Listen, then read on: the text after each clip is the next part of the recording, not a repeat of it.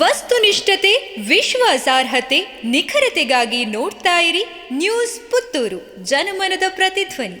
ಶುಭ ಸಂಜೆ. ನಾನು ಶ್ರೀಮ. ಇಂದಿನ ಮುಖ್ಯಾಂಶಗಳು: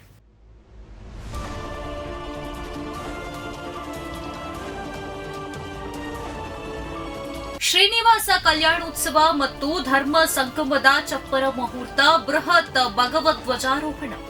ಮಾಣಿಲ ಶ್ರೀನಿವಾಸ ಕಲ್ಯಾಣೋತ್ಸವ ಸಮಿತಿ ಪುತ್ತೂರು ಹಾಗೂ ಪುತ್ತಿಲ ಪರಿವಾರ ಸೇವಾ ಟ್ರಸ್ಟ್ ಇದರ ಸಾರಥ್ಯದಲ್ಲಿ ಪುತ್ತೂರು ಮಹತೋಬಾರ ಶ್ರೀ ಮಹಾಲಿಂಗೇಶ್ವರ ದೇವಸ್ಥಾನದ ದೇವರ ಮಾರುಗತಿಯಲ್ಲಿ ಡಿಸೆಂಬರ್ 28 ಹಾಗೂ 29ರಂದು ಜರುಗುವ ದ್ವಿತೀಯ ವರ್ಷದ ಶ್ರೀನಿವಾಸ ಕಲ್ಯಾಣೋತ್ಸವ ಹಾಗೂ ಧರ್ಮ ಸಂಗಮ ಕಾರ್ಯಕ್ರಮದ ಚಪ್ಪರ ಮುಹೂರ್ತ ಸಮಾರಂಭವು ಡಿಸೆಂಬರ್ 16ರಂದು ಮಹಾಲಿಂಗೇಶ್ವರ ದೇವಸ್ಥಾನದ ಎದುರು ನಡೆಯಿತು.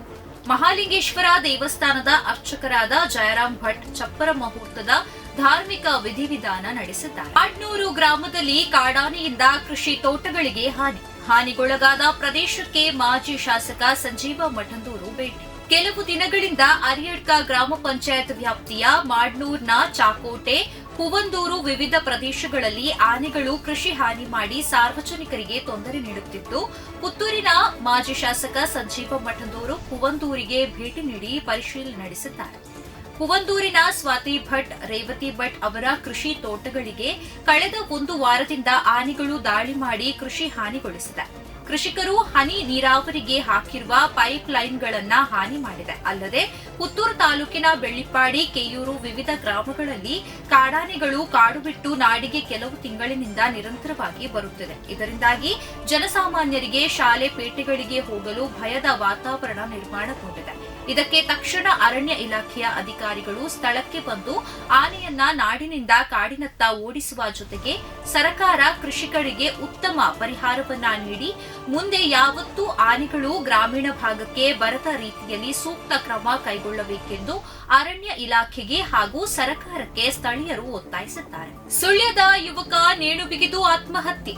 ಮೊಬೈಲ್ನಲ್ಲಿ ಸ್ಟೇಟಸ್ ಹಾಕಿಕೊಂಡು ವ್ಯಕ್ತಿಯೋರ್ವರು ನೇಣು ಬಿಗಿದು ಆತ್ಮಹತ್ಯೆ ಮಾಡಿಕೊಂಡ ಘಟನೆ ಸುಳ್ಯದಲ್ಲಿ ನಡೆದಿದೆ. ಮಂಡೇಕೋಲು ಶಿವಾಜಿನಗರ ನಿವಾಸಿ ಪುರುಷೋತ್ತಮ ಆತ್ಮಹತ್ಯೆ ಮಾಡಿಕೊಂಡವರು ಎಂದು ತಿಳಿದಿದ್ದು, ಕೂಲಿ ಕೆಲಸ ಮಾಡಿ ಜೀವನ ಮಾಡಿಕೊಂಡಿದ್ದ ಪುರುಷೋತ್ತಮ್ ತನ್ನ ಮೊಬೈಲ್ ಸ್ಟೇಟಸ್ನಲ್ಲಿ ಓಂ ಶಾಂತಿ ಎನ್ನ ಜೋಕ್ನೇನು ಸೋಕುಡು ತೂವಲ್ಲೆ ಅಣ್ಣ ಎಂದು ಬರೆದು ಹಾಕಿ ಮನೆಯ ಪಕ್ಕದ ಗುಡ್ಡೆಯಲ್ಲಿದ್ದ ಮರಕ್ಕೆ ನೇಣು ಬಿಗಿದು ಆತ್ಮಹತ್ಯೆ ಮಾಡಿಕೊಂಡಿದ್ದಾರೆ. ಮೃತರು ಪತ್ನಿ ಹಾಗೂ ಇಬ್ಬರು ಪುತ್ರರನ್ನ ಅಗಲಿದ್ದಾರೆ. ರಾತ್ರಿ 1 ಗಂಟೆಯ ತನಕ ನಡೆದ ಕಲಾಪ, ರಜೆ ಅಧಿವೇಶನ ಮೊಟಕು ಹಿನ್ನೆಲೆಯಲ್ಲಿ ದೀರ್ಘಾವಧಿ ಕಲಾಪ. ಈ ಸಲದ ಚಳಿಗಾಲದ ಅಧಿವೇಶನ ಸೋಮವಾರ ತಡರಾತ್ರಿವರೆಗೂ ನಡೆದು ವಿಶೇಷ ದಾಖಲೆಯೊಂದನ್ನ ಮಾಡಿತು.